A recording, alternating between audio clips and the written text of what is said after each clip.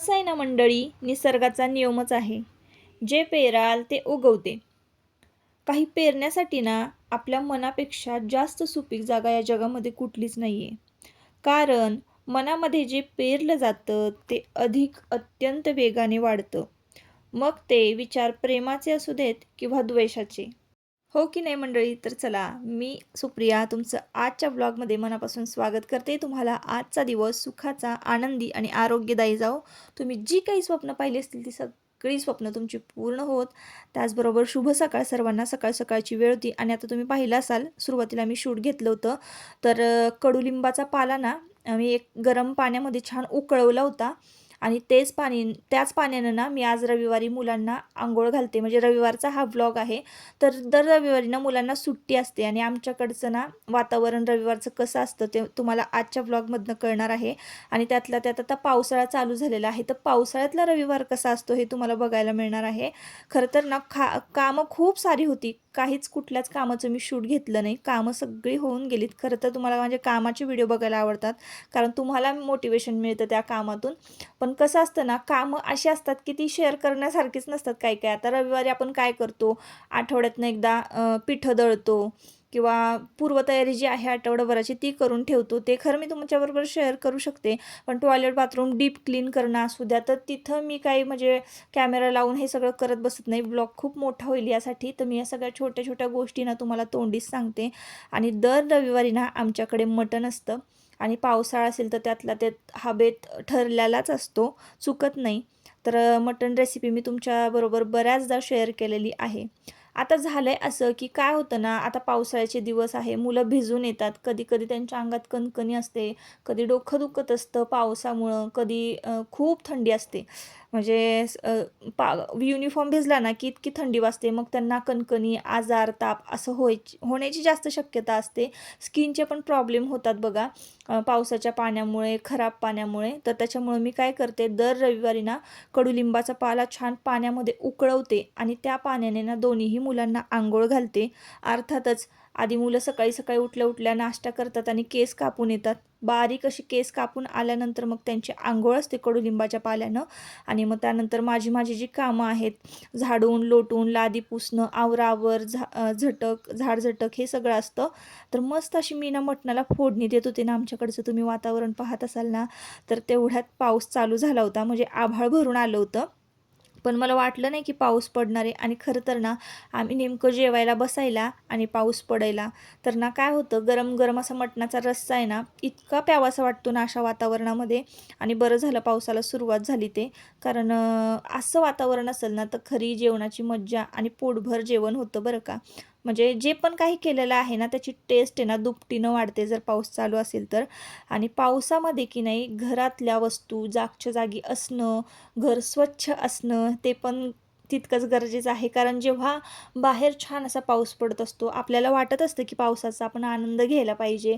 त्याचबरोबर आपलं घर स्वच्छ असलं पाहिजे. म्हणजे जिथं पण आपण बसू की नाही ती जागा स्वच्छ नीटनेटकी असेल, कपडे व्यवस्थित घडी घातलेले असतील, सगळ्या वस्तू जागच्या जागी असतील ना, मग तर मग म्हणजे पावसाचा आनंद तर डबल होतो. हो की नाही? नाहीतर मग घरामध्ये इकडं-तिकडं कपडे पडलेले, तिथं चिकचिक, तिथं चिकचिक, इकडं-तिकडं वस्तू पडलेल्या आहेत. कुठं बसावं हेच कळेना. बाहेर धो-धो पाऊस आहे आणि सगळीकडे चिखल आहे. तर मग आपलं ना सगळं मन निगेटिव्हिटीकडं जातं. हो की नाही? म्हणून पावसाळ्यामध्ये की नाही घरातलं वातावरण असं पाहिजे की आपण जिथं पण बसू, बेडरूममध्ये, हॉलमध्ये, तर तिथली ती जागा ना स्वच्छ आणि कोरडी असायला पाहिजे. आणि खिडकीतून बघतानाच फक्त आपल्याला पाऊस दिसायला पाहिजे. तर असं घरातलं वातावरण पाहिजे. तर मी सकाळी सकाळी उठले, टॉयलेट बाथरूम सगळं डीप करून क्लीन करून घेतलं होतं. टेबल फॅन लावून छान वाळवून घेतलं होतं कोरडं. त्याच्यानंतर मग सुरुवात केलेली होती बाहेरचं लोटून, म्हणजे घरातलं जे आहे ते लोटून, झाडून, पुसून, फर्निचर वगैरे क्लीन केलं, सोफा क्लीन केला. हे तर मी तुमच्याबरोबर नेहमीच शेअर करत असते. मग त्यानंतर मी स्वयंपाकाला सुरुवात केली होती. तर आता चला, मस्तपैकी ना आपली फोडणी झालेली आहे. रश्श्याला मी फोडणी दिलेली आहे. लोखंडी तव्यातच ना मी मटणाच्या रश्श्याला फोडणी देत असते. काही काही जणांना म्हणजे व्हेज आहेत ते माझं नॉनव्हेजचे व्हिडिओ पाहत नाही. पण आता काय करणार ना, दर रविवारी आमच्याकडे मटण ठरलेलंच असतं. आणि खरंच ना आपल्याला गरज आहे हे सगळं खाण्याची, किंवा पावसाळ्यात तर खाल्लंच पाहिजे. चांगली एनर्जी टिकून राहते, ऊर्जा हवी असते शरीराला. बाहेर गारटा असतो त्याच्यामुळे हे खाणं गरजेचं आहे आपल्या शरीरासाठी. बघा गरमागरम असा रस्सा तयार झालेला आहे. मला तर कधी-कधी असं वाटतं ना, मस्तपैकी मला हे करायला आवडतं. तर कधी-कधी असं वाटतं हॉटेलच टाकलं पाहिजे एखादं. कारण करायला आवडतं. करण्याचा अजिबात कंटाळा नाही आहे. छान-छान करून खायला घालायला मला खूप आवडतं. त्याच्यामुळं तर मस्तपैकी असं गरमागरम आणि अगदी कमी तेलामध्ये ना मी मटणाचा रस्सा फोडणीला घातलेला होता आणि तोही लोखंडी तव्यावर. लोखंडी तव्यावर केलेलं तुम्हाला माहिती आहे, ज्यांच्यामध्ये लोह कमी आहे ज्यांच्या शरीरामध्ये, त्यांनी लोखंडी तव्यातल्या भाज्या आवर्जून खाल्ल्या पाहिजे. आणि तुम्हाला माहिती आहे मी लोखंडी तव्यातच सगळ्या ज्या आहेत भाज्या फोडणी घालत असते.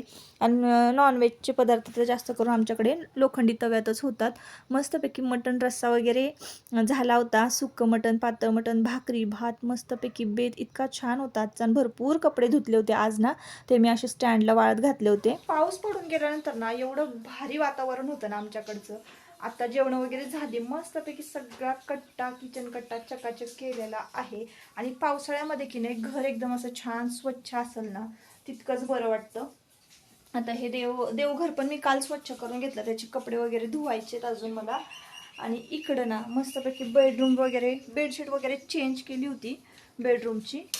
तर म्हटलं चला आता ती बेडशीट ना मी धुवायला घातली होती. आणि गादी वगैरे असे आयुषची आहे ती आतमध्ये आणून ठेवली, पाऊस आल्यानंतर ना भिजते ती.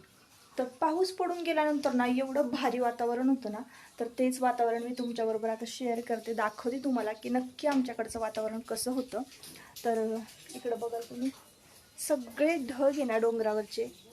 मला तर वाटते तुम्हाला डोंगर दिसतच नसेल, खाली उतरलेले आहेत. आणि दरवर्षीचं हे असंच वातावरण असतं. आजूबाजूला एवढी हिरवळ होते ना एकाच पावसामध्ये आजूबाजूला तुम्हाला एवढी हिरवळ दिसेल ना. तर मी तुम्हाला आहे ना बॅक कॅमेऱ्याने दाखवते इकडचं वातावरण. तर आत्ता या वेळेला ना आमची जेवणं वगैरे झाली होती आणि तुम्ही पाहिलं असाल टब्बर भांडी माझी घासून बिसून झाली होती, कट्टा वगैरे क्लीन झाला होता. आणि आजूबाजूचं तुम्ही वातावरण पाहत असाल ना, इतकं भारी होतं ना. आता जेवणं वगैरे ती झाली होती, सगळी घरातली कामं झाली होती, निवांत असा वेळ होता. म्हणून 15 ते 20 मिनिटं ना मी माझ्यासाठी काढले होते. आणि आजूबाजूचं हिरवळ म्हणजे हे जे काही निसर्ग आहे, इतकं छान धुकं ना डोंगरावरचं खाली असं उतरून आलं होतं.